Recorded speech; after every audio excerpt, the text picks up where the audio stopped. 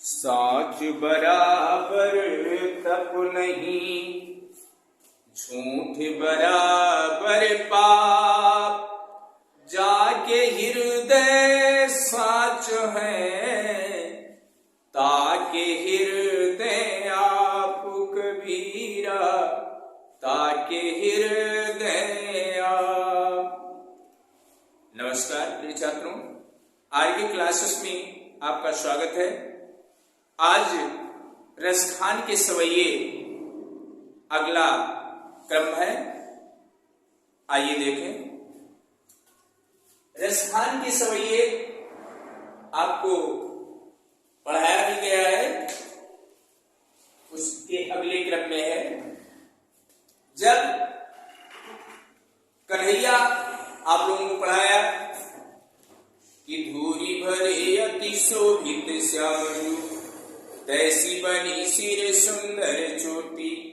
कन्हैया जब छोटे थे, शिशु रूप में थे, बालक रूप में थे, नंद बाबा के यहाँ खेले खाए, मौज मस्ती किए।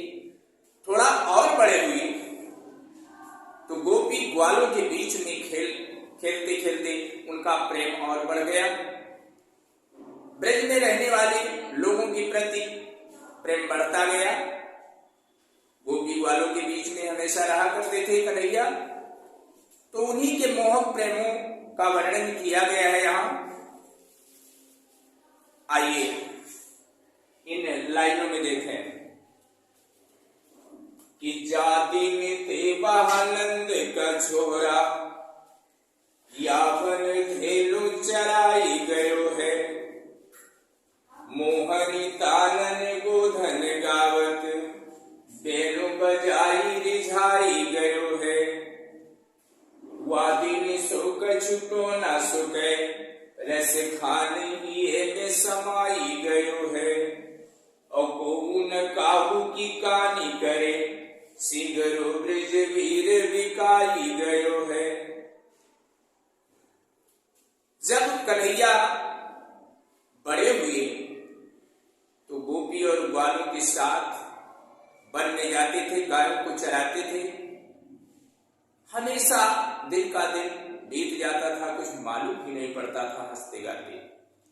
तो एक सखी, दस्तान ने कहा है कि एक सखी दूसरी सखी से बात करती कि हे सखी सुनिए, जादिन देवानंद का छोरा, यावन धेनु चराई गयो है। जिस दिन से गोपियां, एक सखी दूसरी से बात करती है कि जिस दिन से वो नंद का छोरा, नंद माने नंद बाबा, छोरा माने पुत्र या लड़का होता है, यानी नंद जी का लड़का, यानी कृष्ण, श्री कृष्ण। जादिन देवानंद का छोरा, यावन धेनु चराई गयो है। ढेर माने गाय, बन माने बन। जिस दिन से वो नंद का लाडला लड़का कृष्ण वन में गायों को चरा कर गया है, मोहनी तानन गोधन गावत, बेनु बजाई रिझाई गयो है। मोहनी तानन, वो बंसी की मधुर स्वर यानी मधुर मीठी आवाज, बेनु बजाई रिझाई गयो है। ऐसा उसने बंसी बजाया है, प्रेम की बंसी बजा दिया है कि मेरा मन रीझ गया है। वादिन सुख छुटो न सुखे, रस खाने ही में समाई गयो है। जिस दिन से वो बंसी की आवाज मेरे कानों में पड़ी है, उसी दिन से मालूम पड़ता है किसी ने जादू टोना कर दिया है। रसखान ही में समाई गयो है। रसखान जी कहते हैं कि एक सखी दूसरे से बात करती है कि जिस दिन से वो बंसी की आवाज कानों में पड़ी है, मालूम पड़ता है किसी ने जादू टोना कर दिया है। जैसे नजर झाड़ते हैं लोग, टोना लग जाता है, ऐसा ही हो गया है। उस बंसी की आवाज को सुन करके वही याद आता है और हीर में समाई हुई, यानी मेरे हृदय में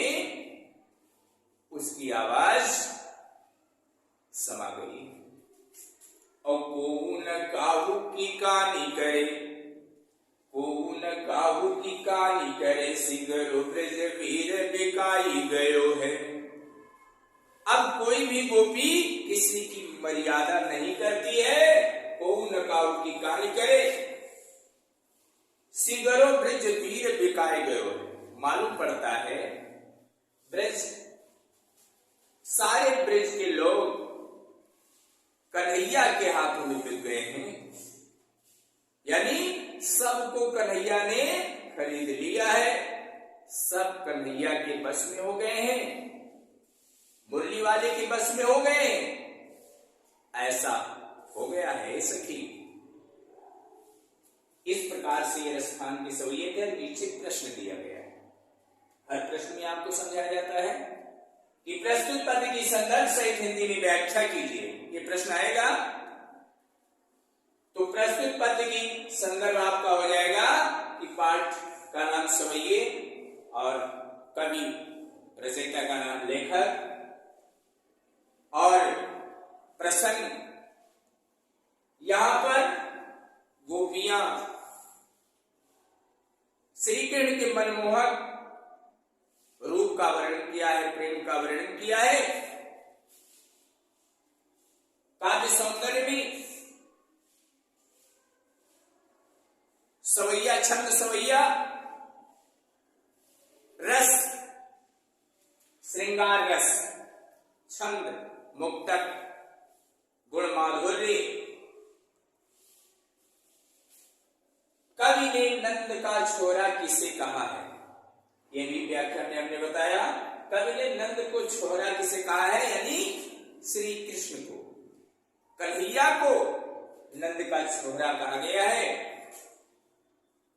तो इस प्रकार से ये प्रश्न हो गया और ये आपका सवैया हो गया।